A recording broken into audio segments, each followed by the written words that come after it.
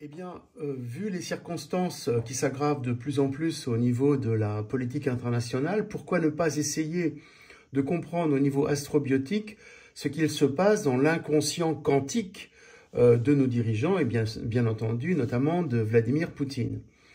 Alors, est-ce que, notre première question en tant qu'astrobioticien, est-ce que Vladimir Poutine est informé? Alors, vous reconnaîtrez bien sûr, pour ceux qui nous suivent, l'opposition Lune-Mars, qui donc est un des aspects, pas le majeur, mais un des aspects importants pour montrer qu'il est informé. Alors, pour ceux qui ne savent pas encore, je résume très brièvement. Les planètes, en fonction de leur angulation, donc de leur position dans le thème, font comme des stargates, des portes qui ouvrent vers des autres univers où les énergies ultra-terrestres, quantiques, etc. peuvent s'engouffrer parce que la clé est activée. Alors, une des clés est Lune opposée Mars. Donc, vous voyez, il l'a ici, donc le astrothème ne le met pas, mais on a suffisamment d'angulation. On sait que dans le même signe, cela peut interférer, mais nous ne nous servons pas des positions des planètes dans les signes, c'est juste les angulations. Donc c'est plutôt de la géométrie que de l'astrologie. Mais voilà. Au niveau du CVQ, donc cerveau vibratoire quantique, eh bien c'est important de connaître cet aspect parce que cela signifie l'enroulement circalaire, vous voyez, donc ces énergies qui viennent d'ailleurs, nous enroulent le cerveau comme une barbe à papa pour nous amener vers l'avenir. Donc des cerveaux, enfin des individus natifs avec cette angulation sont poussés vers l'avenir. Par exemple, si vous n'avez pas le CVQ activé, eh bien, on a, notamment chez les enfants, des blocages au niveau du frontal qui peut se traduire à la fois par l'autisme ou par des soucis au niveau de l'adolescence, c'est-à-dire nos futurs, le cerveau bloque, il y a trop d'informations, il bloque, ce n'est pas activé, donc l'adolescent se sent bloqué et souvent déprime, voire fait des bêtises. On a une deuxième conjonction, vous voyez, enfin donc aspect en conjonction qui est celui de Lune-Jupiter.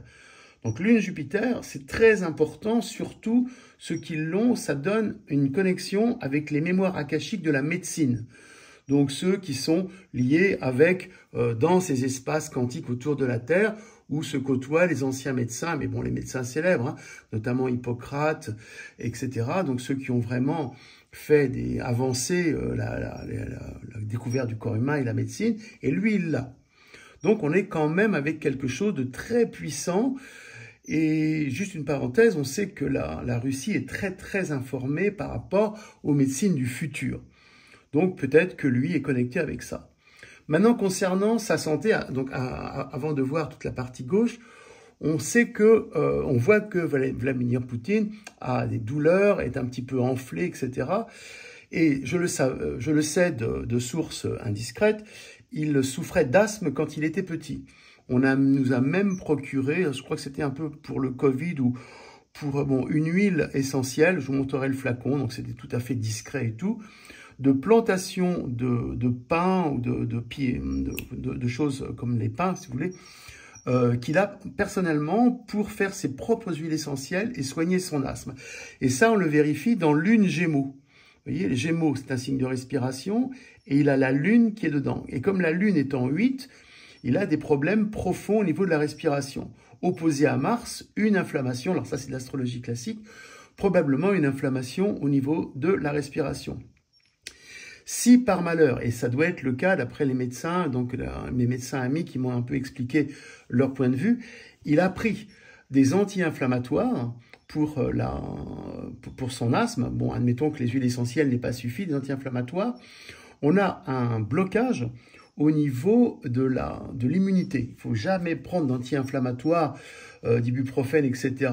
pour la moindre douleur, parce que ce n'est pas bon pour le système immunitaire. Si vous voulez, le seuil d'alerte que vous donne la douleur, l'inflammation, n'est pas respecté, et à ce moment-là, on n'a pas le seuil de blocage qui fait que on reste au lit pour incuber sa maladie, on continue à faire le fou, et à ce moment-là, on a les perturbations de la santé qui s'incrustent, qui s'infiltrent plus profondément.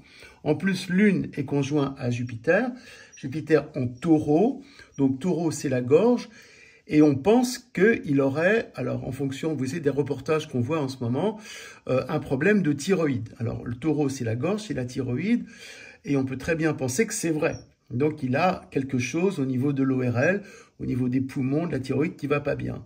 Donc, s'il a pris des anti-inflammatoires qui ont fait qu'il n'a pas pu se guérir par lui-même, eh bien, il est dans cet état-là. Deuxièmement, mes amis médecins me rappellent que, eh bien, il est quand même assez actif au niveau sexuel. On le voit avec les maîtresses qu'il a eues, elles sont très jeunes. Et donc, il faut activer la machine. Et pour activer la machine à son âge, hein, il est né, il a 68 ans ou 70 bientôt. Bon, ça ne marche pas tout seul, pour assurer, en plus vous avez vu, il fait le cacou sur son cheval, voilà, eh bien on prend des choses qui aident, notamment le Prozac, enfin on le suppose, hein. On prend des hormones, etc.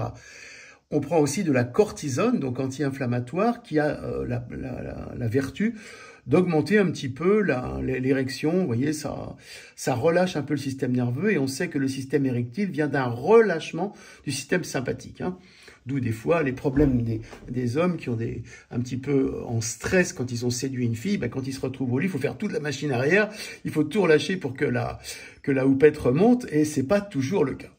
Donc il est très probable qu'il ait pris des hormones, et ça se voit à sa poitrine, si vous voulez, il a des seins qui poussent un petit peu. Donc on pense qu'il est au niveau des hormones un peu saturé. Si vous prenez des hormones au niveau saturation, vous risquez, en additionnant avec les anti-inflammatoires, vous risquez le cancer des os. C'est-à-dire qu'on sait par exemple que les femmes qui ont pris la pilule, bon, sont plus sensibles au cancer des os, voire aux AVC, etc. Parce que les hormones, on n'en prend pas impunément. Voilà, ça agit. Donc, ça agit sur le mécanisme profond. Donc, lui a probablement pris ça, et c'est pas bon parce que il est quand même pas en bonne santé. Apparemment, ça fait pas machine arrière, et on le voit souffrir.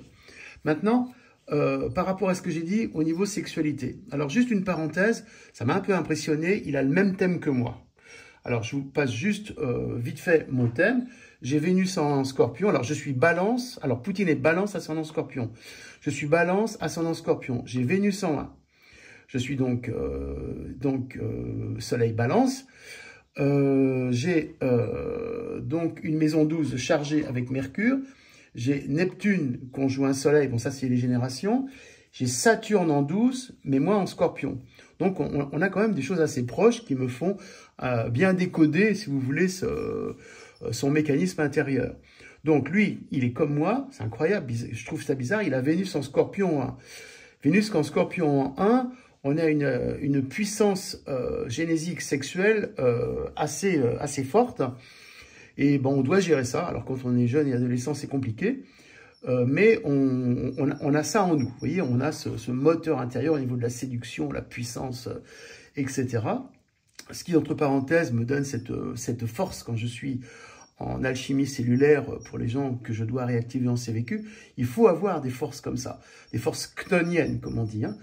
Mais les dompter est très difficile, hein. Il faut presque toute une vie pour les dompter. Donc il a ça, donc je comprends tout à fait qu'il soit, bon, peut-être séducteur, qu'il ait la puissance de séduction par rapport à ces jeunes filles, mais qu'ils doivent l'assumer au niveau sexuel, parce que vous imaginez que si une fille disait sur les médias, ah bah il a le lapin qui monte pas, bon, peut-être qu'elle aurait pu longtemps à vivre, mais n'empêche que sa réputation serait entamée. Donc je pense qu'il doit prendre des hormones. Concernant maintenant la puissance au niveau politique, on a Pluton, et ça c'est un peu ce qui pourrait plus m'inquiéter, on a Pluton au MC en Lion. Et Pluton, c'est comme je disais analogiquement le maître du Scorpion, hop, voilà, c'est la puissance de destruction, hein, donc la puissance séduction, et la puissance de destruction en astrologie, en spiritualité, c'est la même chose. L'énergie sexuelle, c'est l'énergie spirituelle. L'énergie spirituelle transcendée, bien entendu, c'est la même chose. Chez les bouddhistes, on l'étudie beaucoup. On travaille beaucoup le Pluton.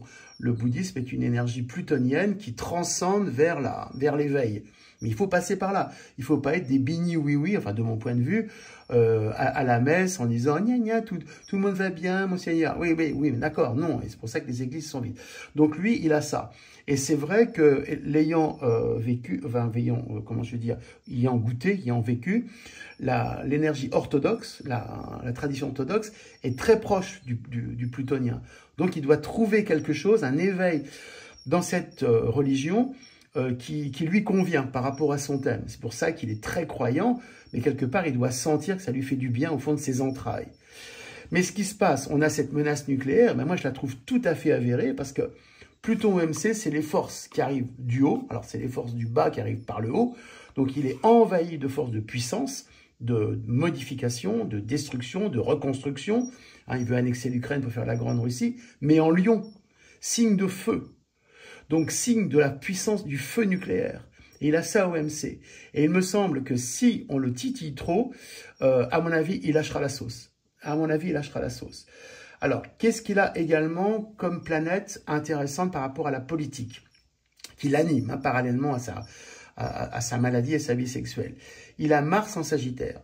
Mars, c'est la compétition, la concurrence au niveau du pouvoir, de la puissance, de la conquête. Hein. Jupiter, c'est la conquête.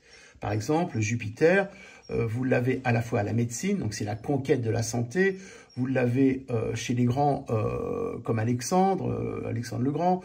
Vous l'avez dans tous ces grands conquérants qui ont en eux le sang de conquête, d'accord? Alors conquête pour essayer d'étendre le territoire ou autre, bon, voilà. Donc ça, il l'a. Donc c'est pour ça qu'il est si actif au niveau de la reconquête de l'Ukraine. Il a les choses aussi inquiétantes, un peu comme moi d'ailleurs, hein, il a donc Mercure, Neptune, on va mettre Saturne en 12. Donc 12, comme je l'ai déjà expliqué, et ça c'est de l'astrologie classique, c'est la maison des épreuves, de l'hôpital, de la spiritualité, mais aussi du karma. C'est-à-dire que quand vous avez fait un tour du zodiaque dans vos vies antérieures, vous vous retrouvez dans la vie que vous, comment je vais dire, dans la peau de l'enfant qui renaît, avec tout cette indication de ce qui s'est passé avant à purger. Mais normalement, vous devez vous le purger en vous. Mais si vous ne travaillez pas la spiritualité, bah vous essayez plutôt de le purger chez les autres, c'est-à-dire de détruire les autres. Saturne, c'est quand même un blocage. Alors, Saturne en conjoint au Soleil en Balance, il ne lâchera jamais. Saturne, c'est la planète de la résistance, de l'opiniâtreté, conjoint au Soleil, qui est la planète de sa personnalité, en Balance, pour retrouver un équilibre. En plus, Saturne est exalté en Balance, donc le signe est bien nourri, si vous voulez, la Balance. La Balance, c'est l'équilibre, la justice. Il se trouve injustement accusé, mais comme il a Saturne, il ne lâchera jamais. Je connais, puisque moi je suis très saturnien, avec Mars en Capricorne. Vous voyez, je vous donne un petit peu ma comparaison. Donc Mars sous l'énergie de Saturne, mon Mars ne lâche jamais. C'est pour ça que je suis arrivé à faire tant de choses malgré les inconvénients, vous voyez, les forces de contre. Et voilà ce qui se passe. Donc pour lui, on a des analogies ensuite incroyables. Hein, donc voilà, à peu près. Je referai une vidéo si vous voulez, mais ça c'est étonnant, hein, avec le thème de la Russie. Alors on va se mettre sur le graphique de gauche.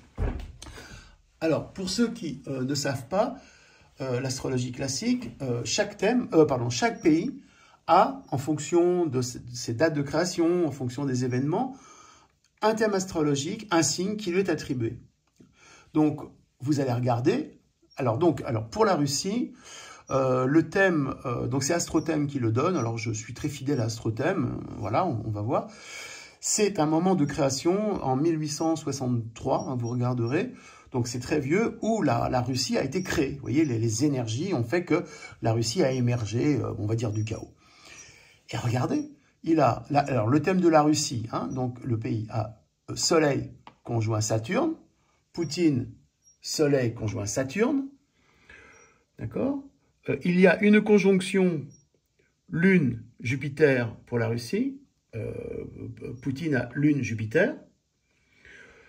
Poutine, voilà, on reste à Vénus en Scorpion, la Russie a Vénus en Scorpion. on reste sur la Russie, Mercure en balance, Poutine à Mercure en balance, waouh, ça fait beaucoup, hein. On a Mars pour la Russie en Lion sur le Pluton. Donc vous imaginez la Pluton, donc la transformation, donc la relation entre la force, alors la force du sang, la force de l'énergie virile, Mars, qui est en relation avec son thème qui lui donne la puissance de destruction, quoi. Donc c'est comme s'il avait la mémoire karmique, la mémoire akashique de la Russie par Mars, au moment où ça a été créé. Donc tout ça, ce sont des mémoires qui sont dans d'autres espaces-temps, les mémoires akashiques, vous voyez, les grandes supramémoires qui lui stimulent son Pluton. Si on le pousse trop, voilà, et avec en plus, regardez, Mars en Lion, avec Neptune en Verseau. Neptune, c'est la disparition, c'est la dissolution. Alors au niveau du Verseau, l'énergie du Verseau, certes, d'accord, mais peut-être que l'énergie, les anciennes énergies, lui, veut tout faire disparaître, ou la Russie veut faire tout disparaître. Notre perversion, vous avez vu, hein, c'est un combat de civilisation, il nous traite de dégénérés, bon, je parle pas avec le conflit avec les Amériques, mais enfin, notre civilisation dégradée et tout, donc qui doit disparaître pour faire naître l'énergie du Verseau. C'est ça qu'on a en face de nous. Donc les amis, préparez vos vivres, préparez vos souterrains. Bon, on ne sait pas ce qui va se passer, on sait que normalement, vous avez les extraterrestres, les anciens astronautes qui veillent à ce qu'il n'y ait pas de conflit nucléaire. Mais si, dans le programme, là, dans le plan architectural divin, hein, ça on en reparlera, le plan architectural divin, c'est quelque chose qu'on travaille ici maintenant, c'est inscrit qu'il faut faire disparaître, comme on a fait disparaître les dinosaures, par un astéroïde pour donner naissance aux mammifères dont nous sommes issus, bah, s'il faut faire disparaître l'humanité, c'est possible que le plan soit installé. Alors, on ne sait pas. Par rapport à l'astrologie, ce n'est pas top. Et juste pour terminer, par rapport à Tchernobyl, quelque chose que les gens ne savent pas, j'en ai un petit peu parlé, mais je vais juste redire ça. Quand il y a eu Tchernobyl, il y avait suffisamment de réserves d'uranium pour faire sauter l'Europe et voir la planète entière si ça explosait, hein, dans des cuves, etc. Ça, on ne l'a pas vraiment su. C'est un reportage de Jean-Yves Casga, je crois, que j'ai entendu sur RTL, qui disait qu'il avait des informations très sérieuses, comme quoi un rayon vert est apparu d'un vaisseau spatial. Ah, on ne sait pas trop quoi, puisqu'on ne sait pas trop ce qui s'est passé, puisque personne n'était près des centrales, mais des gens ont vu ce rayon vert, hein, moi qui parle de rayon bleu, hein, rayon vert, et quand les sauveteurs, je ne sais plus comment on les appelait, hein, vous savez, les débunkers, là, sont arrivés, eh bien, écoutez bien, hein, eh bien, l'uranium s'était transformé en aluminium. Alors, au niveau de l'alchimie, c'est incroyable. Donc, il y a une possibilité extrême de modifier la matière, peut-être avec des vaisseaux. Nous, avec le CVQ, le cerveau alchimique, on le sait à toute petite échelle. C'est comme ça que ça se passe. Mais voilà ce qui nous surveille, voilà ce qui nous domine, voilà ce qui nous survole. Ma foi, est-ce que le plan divin, hein, l'architecture sacrée, est-ce que le plan architectural de Dieu a prévu une apocalypse ou une impocalypse? C'est un néologisme. Nous verrons. Voilà. Je vais faire un petit complément sur le thème de Poutine avant de passer sur ce que j'estime être l'essentiel, c'est-à-dire la mauvaise oxygénation du sang et l'influence sur l'enroulement du CVQ dont j'ai parlé au début, mais là je vais vous montrer. Et lorsque vous avez une déficience d'enroulement du CVQ due à une déficience pulmonaire, et donc d'oxygénation par les globules rouges, eh bien, vous avez tendance à augmenter votre territoire, on va dire physique, faire la conquête d'autres territoires comme des pays, comme des convoitises chez les voisins, enfin des choses comme ça, plutôt que d'augmenter son territoire intérieur. Donc, tout d'abord, regardons au niveau astrologie classique, la maison 12, donc comme je vous ai dit, qui était assez chargée. Et pour bien comprendre le mécanisme de Vladimir Poutine, que la maison 12 correspond à ce qui est espionnage, religion, karma, hôpital, épreuve. Donc quand on sait qu'il a été un espion du KGB, voire il y en a qui disent que c'est un espion de la CIA. Alors là, c'est une autre histoire, mais son thème correspond tout à fait à sa profession, à son ancienne profession. Maintenant, voilà, j'ai dit à peu près l'essentiel. Maintenant, on regarde l'enroulement du CVQ, d'accord? Donc, je vais vous le remontrer en photo, mais vous vous rappelez ici, là on a l'occipital, là on a le frontal qui doit s'enrouler sur un atome de fer. Donc pour l'atome de fer, on va se retrouver avec la position, enfin l'énergie de Mars, hein, Mars le fer, l'enroulement, qui lui est en Sagittaire. Donc il aurait absolument besoin d'une énergie du foie, donc Sagittaire, en place pour augmenter son territoire intérieur, son espace intérieur. Comme il ne l'a pas, et comme je vous ai dit, le Sagittaire va correspondre avec Mars dedans à la conquête, au foie, à l'autorité et au territoire. D'où, si vous voulez, apparemment une déficience de mécanisme interne, donc pour moi vibratoire quantique, qui se translate sur une demande de conquête de pays. Donc, de toute façon tout à fait probable, comme pratiquement maintenant tous les gens sur la planète, à cause notamment des ondes, eh bien, il a une déficience en globules rouges qui doivent être en pile d'assiette. En tout cas, c'est ce que nous retrouvons tout le temps en ce moment. Cette déficience de globules rouges est apparemment exacerbée avec des déficiences de respiration. Comme je vous ai dit, il était asthmatique, ça je le sais de source sûre. Et cela se confirme, je vous ai dit, par Lune en Gémeaux. Donc, il a une mauvaise oxygénation de son cerveau frontal. À partir du moment où vous avez une mauvaise oxygénation du cerveau frontal, alors là, je vais retourner sur le CVQ. Voilà, le CVQ que vous connaissez. D'accord? Donc ça, c'est la dynamique Médusa avec l'enroulement. Donc, on a le point Mars ici. On a le point Vénus ici avec le cuivre. Mars avec le fer dedans. L'enroulement qui nous amène, avec l'enroulement du frontal et surtout du préfrontal vers notre, on va dire, soi futur. Hein, et c'est quand cela commence à bugger que l'on a tout un tas de problèmes. Mais il faut que cet enroulement, donc cette progression au niveau de notre cerveau soit alimentée par l'oxygène. Et un oxygène, on va dire actif, hein, son jeu de mots, du moment. C'est-à-dire que l'oxygène a une certaine intelligence et progresse dans sa translation d'informations. Alors, je ne sais pas trop d'où ça vient, mais je le constate, on va dire, en TVQ, et j'échafaude toutes mes théories dessus. Donc, les globules rouges sont donc liés, bien entendu, à la respiration pulmonaire. Alors, pourquoi pas la respiration par la peau? Mais ça, c'est une autre histoire.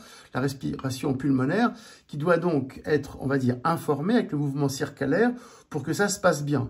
Et quand on voit cette cage thoracique, on voit qu'il respire mal. On voit que c'est tassé, c'est lourd, et donc il n'alimente pas son cerveau. Donc il n'alimente pas son enroulement circulaire frontal.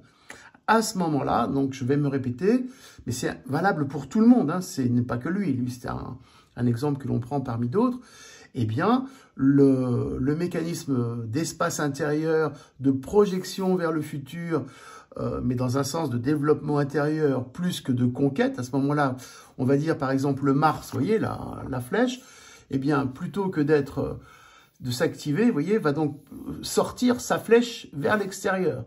Et la flèche vers l'extérieur, c'est le symbole de l'épée, c'est le symbole de la licorne, c'est le symbole de l'arme, c'est le symbole de l'agressivité, etc. Et c'est ce qui fait qu'on a la conquête de l'Ukraine en ce moment, voire plus encore, comme on peut le supposer. Donc pour l'instant, voilà ce qui se passe pour l'oxygène sûrement déficient. Voilà. Je vais donc, pour terminer, vous rappeler ici le mécanisme des globules rouges que l'on trouve systématiquement en pile d'assiette ou pire. Hein, j'ai l'exemple dans une prochaine vidéo, donc restez bien connectés, abonnés sur une gammapathie monoclonale, donc une maladie auto-immune que l'on est en train d'analyser par rapport aux globules rouges. Les globules rouges chez l'horreur, dans le sang de la personne. et nous ferons la translation, si vous voulez, avec le mécanisme 2D, qui est la caractéristique de cette personne. Donc c'est tout à fait nouveau pour expliquer les maladies auto-immunes. Vous savez que les maladies auto-immunes, c'est une duplication des cellules immunitaires qui donc s'affolent pour X raisons et qui vont donc commencer à faire des perturbations bien sûr, mais épaissir le sang, faire comment je veux dire, puiser l'énergie dans les os, donc faire des géodes, etc. Bon, pour la gammapathie monoclonale. Mais sinon, c'est un peu pareil pour toutes les maladies auto-immunes. Les maladies auto-immunes en thérapie vibratoire quantique, c'est une application de la mécanique 2D qui n'est pas passée en 3D. Mais là, je reprécise, il y a beaucoup de gens qui parlent, notamment Alain Duro, que j'aime beaucoup, bien sûr, de 2D, 3D, on va passer en 4D, 5D. Ça, ce n'est pas ma façon de voir et d'expliquer ce que moi, j'ai extirpé des cerveaux avec mes mains, si vous voulez, hein, et puis la conscience. C'est simple. 2D, ben voilà, on va prendre la feuille. Hein, le fonctionnement 2D, c'est un fonctionnement plat. Voilà, d'accord? Donc, en gros, vous avez un fonctionnement plat dans votre cerveau qui correspond à un programme, enfin bon, à une image, si vous voulez, un peu comme des documents classés dans un classeur. Une feuille, une feuille, une feuille. Et toutes ces feuilles-là se juxtaposent, mais ne communiquent pas entre elles. Ce qui fait que lorsque vous avez des idées, si vous voulez, vous n'avez pas de génie, parce qu'entre les deux, ça reste vide. Et entre les deux, il y a les harmoniques. Et donc, les harmoniques sont en fait le passage de 2D en 3D. C'est-à-dire tout simplement abscisse, ordonnée et vecteur Z. Vous voyez, donc c'est comme ça. Donc, c'est de la géométrie simple que je dis. Géométrie euclidienne, hein, c'est pas compliqué. Et donc, ce mécanisme qui passe en 3D, c'est la vibration harmonique de l'image, donc de votre image mentale, de votre raisonnement, de votre apprentissage, qui fait que lorsque vous ne passez pas en 3D, eh bien vous dupliquez ces images à l'infini. Vous voyez, 2D, 2D, 2D, 2D. Et la duplication de ces images va correspondre à une duplication du système immunitaire. Hein, des cellules du système immunitaire qui sont là pour eh bien, un petit peu appuyer. Voilà. Donc plus vous restez en 2D, plus vous avez de chance de développer un mécanisme immunitaire. On pourrait même comparer ces images 2D, donc ces feuilles juxtaposées dans un classeur, avec des dominos qui sont alignés les uns à côté des autres. Et l'idée, c'est que lorsque vous avez un domino qui lâche, vous avez toute la bande de dominos qui s'effondre. Et cela peut expliquer, par exemple, les déprimes des étudiants qui apprennent en 2D, donc ils bourrent avec leur cerveau, avec une connaissance qui n'a pas de lien, si vous voulez. Hein. Et il y a un moment, le cerveau est saturé et il y a un événement, un élément déclencheur, donc le premier domino qui va se casser la figure et tout va s'écrouler. Et on a les dépressions des étudiants qui sont assez connues. Également, on peut expliquer les phobies scolaires, c'est-à-dire les enfants qui ne veulent plus apprendre en 2D, ils veulent apprendre en 3D, c'est-à-dire faire sortir l'essence de leur enseignement, vous voyez, pour nourrir leur cerveau. Ce qui ne se pratique pas du tout dans l'école républicaine. Et à ce moment-là, l'enfant qui est brut, hein, il dit « Ah, je ne veux pas aller à l'école parce que il sait qu'il ne va pas être nourri intérieurement ». Donc voilà l'explication d'une des conséquences du mécanisme 2D du cerveau. Un mécanisme immunitaire. Et c'est probablement ce qui se passe pour Poutine. On le voit bloqué. Mais bon, c'est sa vie, son problème, sa réincarnation on va dire, de l'âme de la Russie. On a vu avec le thème de la Russie. Donc ça, ce sont des forces qui nous dépassent. Moi, j'essaie de vous expliquer globalement dans le cerveau de tout le monde ce qui se passe en prenant l'exemple de Poutine. Donc, quand vous avez, et c'est le cas pour beaucoup de monde, le sang, vous voyez, en pile d'assiettes, c'est que vous êtes resté en 2D. Vous n'avez pas le 3D qui fait de l'espace et qui vous permet d'accéder à une intelligence supérieure. Alors ça peut se faire en réactivant la pulsation. Alors, je peux vous dire que ce n'est pas évident, mais c'est possible. Hein. C'est ce qu'on fait à Selena en TVQ quand il y a des demandes qui sont en accord avec...